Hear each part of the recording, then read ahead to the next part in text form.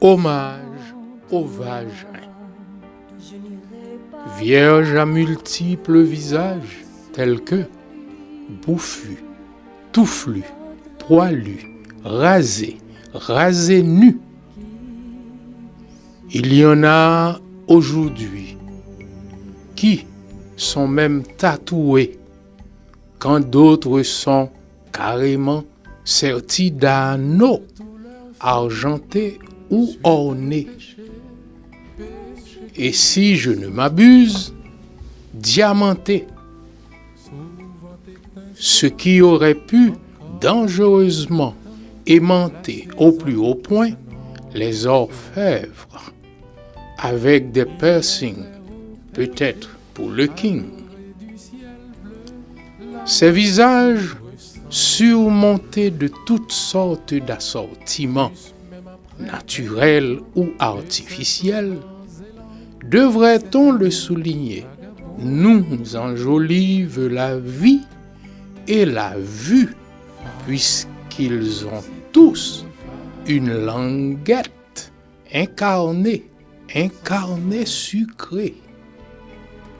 A-t-on besoin de se questionner sur l'importance que revêt ce jouet mignon, indispensable, voué à la croissance, à la multiplication et au remplissage de la planète Terre, selon la Sainte Écriture ou le commandement de Dieu, selon certaines religions.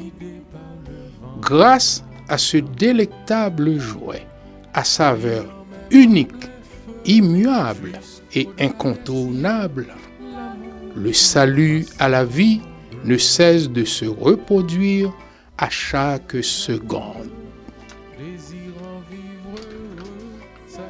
Idéaliser ce merveilleux joyau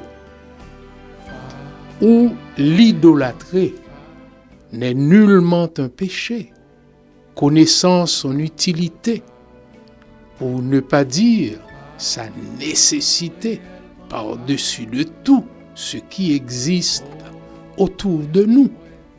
Nous, appartenant au sexe masculin, lorsqu'on tient à jouer avec ou à y pénétrer, ne serait-ce que pour visiter, sonder ou arpenter tous les recoins qu'il comporte, nous sommes prêts à tout faire, à tout donner et ou à tout offrir. Et des fois, en vain. Cette partie du corps est la preuve que la perfection n'existe pas, au point qu'elle ne peut vivre trop loin de l'eau, sans avoir besoin de se désaltérer ou de se laver au moins 2 à 3 fois par jour, pour qu'elle puisse rester propre. L'homme dont le jouet n'a pas assez de force ni de vie, souvent se résigne à jouer au linguiste ou au pianiste, sauf qu'il lui faut un très bon doigté. Et maintenant, béni soit cette bouche fendue à la verticale, qui parle, répond ou réplique à l'occasion, fort ou en silence, selon la température qu'il fait ou sa vraie nature. Amen. Péché commis ensemble, souvent étincelant, encore et pour longtemps, la saison qui s'annonce.